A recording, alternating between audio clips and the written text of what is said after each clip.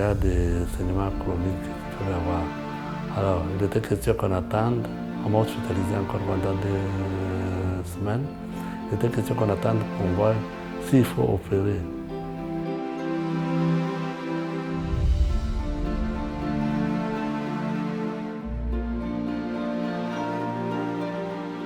The first half of the procedure starts with fixing a stereotactic frame to the patient's head, and during this time we anesthetize the scalp and fix the frame, and then we do a CT scan, and once the CT scan is done, the patient is got back to the theatre, and we merge the preoperative MRI images with the CT scan, which gives us the coordinates of these nuclei which we are trying to target.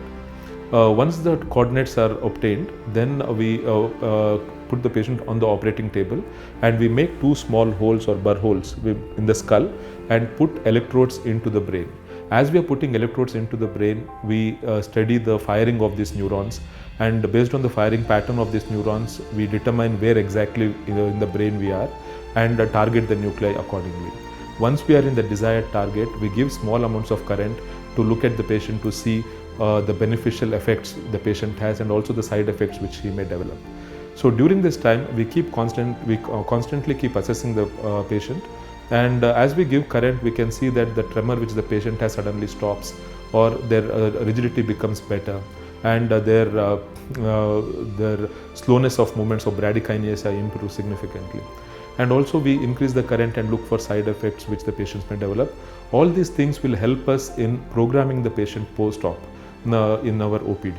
So once that procedure is done and once we put electrodes to both sides of the brain, then we anesthetize the patient and we tunnel the electrodes and below the skin and connect it to a battery which we place in the chest. We wait probably for a week to 10 days, allow the patient to get better, and then start programming. Once the patient surgery is done and patient is fine, we discharge the patients in about a week to 10 days time, and then the patient follows up with our movement disorder neurologist on an OPD basis, where we gradually program the patient. So we switch on the battery, gradually increase the current of the battery and gradually reduce the medicines. So we try to titrate the medicines and the current, thereby to see which is the at what dosage of medicine and at what current the patient has the maximal benefit. It was not an easy operation, but it was so successful. I want to take this appreciation to thank Dr. Shetty, Sathwik, and Dr. Manjunath, and the whole team. We had anesthesias, we had those in rehabilitation, they have been so good to us.